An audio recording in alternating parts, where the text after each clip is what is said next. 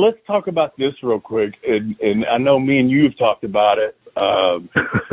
And I've just talked to Scotty the other day about coming on this podcast. So, you know, in talking about this, I want to say that me and Scotty are cool. But that night, I really wanted to punch him in the face. He just head. You remember you had some very dull clippers, and you were shaving his head. And then when we came back to the back, he was trying to punk you out in front of everybody. And I was standing there, and going through my head was, I'm fixing to punch Raven right in his fucking mouth, because what a fucking big man to sit here. Because he was fucking browbeating you, man, in front of everybody. I don't know if you was. Yeah. Oh, I remember it clear as day. Because the clippers were dull, and you did. Well, no, I wouldn't say the clippers are dull. Here's my spin on that, okay? So before, you know, I've never shaved anybody's fucking head. I hadn't shaved my own head, right?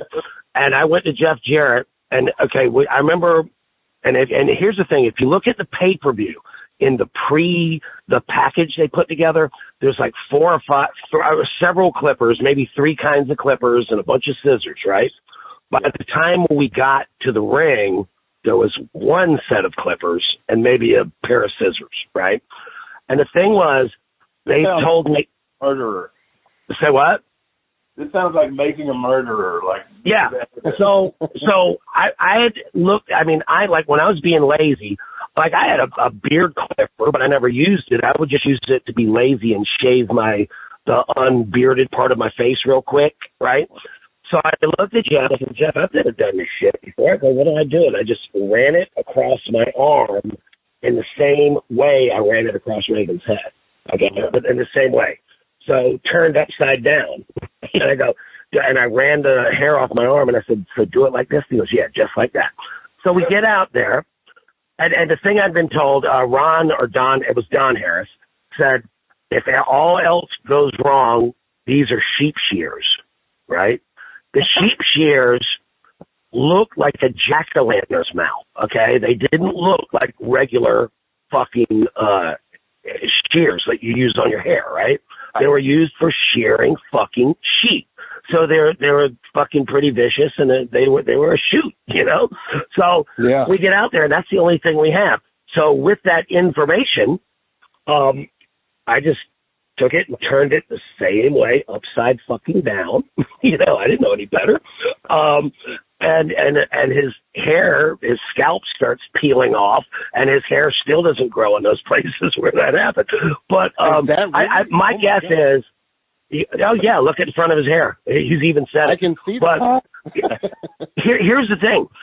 My guess, and then you remember, Raven had a lot. I love Raven, but he had a lot of fucking heat at the time with The Office, right? And I know the Harrises fucking hated his guts, you know?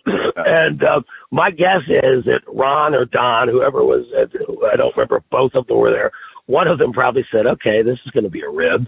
Let's just leave the shoot shears there, right? Which would have hurt if I used them the right way. But when I turned him upside down, it was like putting a potato peeler on his fucking head, you know? Yeah. Oh my God. So, but yeah, so then, yeah, I came to the back after, and he took it like a man. And I remember we were going off the air, and I remember the referee giving us the Iggy, like, oh, man, we got to do this now. So I had like 30 seconds, and I'm nervous, and I got shit upside down. And I'm watching his scalp, just like you're mowing a lawn, except the lawn is coming up. And he took it like a man. But when we went back there, I remember at first I walked through there, and Jerry Jarrett, and I believe it's the only time Jerry Jarrett, the man of the cloth, I'm pretty sure he looked at me and said, you almost cut his goddamn head off, or words to that, of something about goddamn, and I was like, whoa, that came out of Jerry Jarrett's mouth. And not long after that, fucking Raven came through that curtain and started cutting promos. You remember that? Fuck you. I don't ever want to work with you. You're a fucking mark. Fuck you, you piece of shit. Blah, blah, blah. And he's going on and on. And I'm going, Raven, what the, I didn't mean to do it. What? I'm so sorry. And he reared back and he threw a punch at me. And I'll give him this. He did pull the punch at the last second, I mean, you could almost see it in his eyes, like, oops. But he pulled it at the last second. But right after he did that, dude, you jumped in there and jumped on his ass, you know? And then they had to do a pull apart with you and Raven, you know? And, you know, and of course we had all that shit worked out, like, probably by the next day or 2 days later.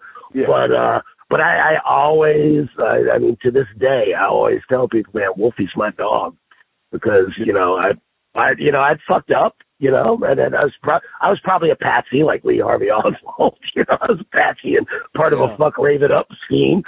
But yeah, you came in and you were ready to go down with the fucking ship, you know, and I appreciated that. But the word being circulated around was that Raven had told them to get rid of you guys and put me with somebody else. I don't know who that somebody else was supposed to be. Yeah. But prior to the head shaving, I remember you and Brian being pissed off and like, I'm going to beat this motherfucker's ass. He's trying to fucking take my job away. And in fact, actually, before the head shaving, it was the night, I don't know if the thing was in the sheets or something, but you guys heard that. And I remember going to you, and you were like, I'm going to fuck Raven up. I'm going to take his kneecap out or something like that. Whatever Wolfie D would have done to somebody you wanted to fuck up.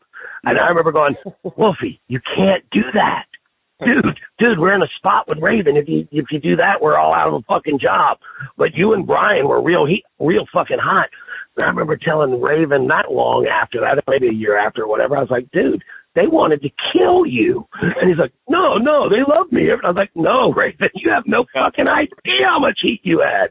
I was like, you got a couple of fucking redneck boys from Tennessee that were ready to break your fucking legs and give zero fucks about it. And you're sitting there going, no, everybody loves me. I'm like, no, they didn't love you.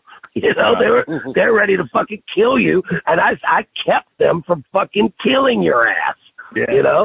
Right, man. I'm telling you, that night, man, when he came back and he was browbeating you in front of everybody, and I thought, like, my thoughts on it were, what a bully, man. Why are you gonna fucking do this to Jim? You know what I mean?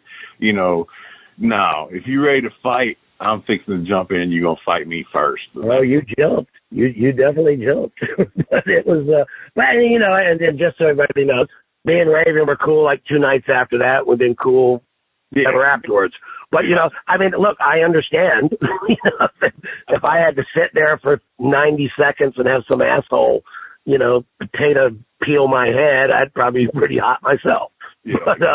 But yeah, here's the thing. As fucked up as that was, talk about a classic fucking moment in TNA when that happened, you know? Yeah. That was some intense real shit. Yeah. And the thing that I didn't like was after that, I remember, I didn't know it at the time. They were, and I don't know who made this call. Well, I don't know if it was Dixie or Russo. Somebody wanted my ass out of there, right? So I remember Dutch calling me on, so what are we going to do after you do this? What would you be doing? And I said, well, you know, if I'm a supervillain, which is how I've always kind of seen myself more than a wrestling manager, I'm like, I would just go hide like Osama bin Laden in a cave and send in tapes, you know, so he couldn't touch me, you know, like a complete fucking coward talking shit from a distance. And none of that shit worked.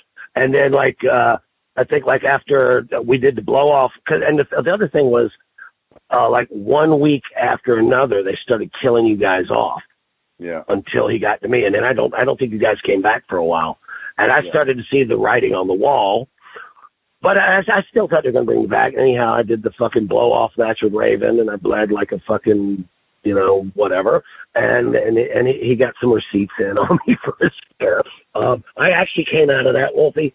I broke my thumb and had a cracked orbital bone and shit. And, I was pretty beat up because, you know, I don't know what the fuck I'm doing, you know, but, and bled like a stuff. I bled like you know, so, like I had the whole, like rose colored glasses thing. I'm assuming you've endured that with as much as you've bled, you know what I'm talking about? Everything's like, oh shit, everything's red, you know? But yeah, they shit canned us all immediately after that. This has been a James Rock Street production.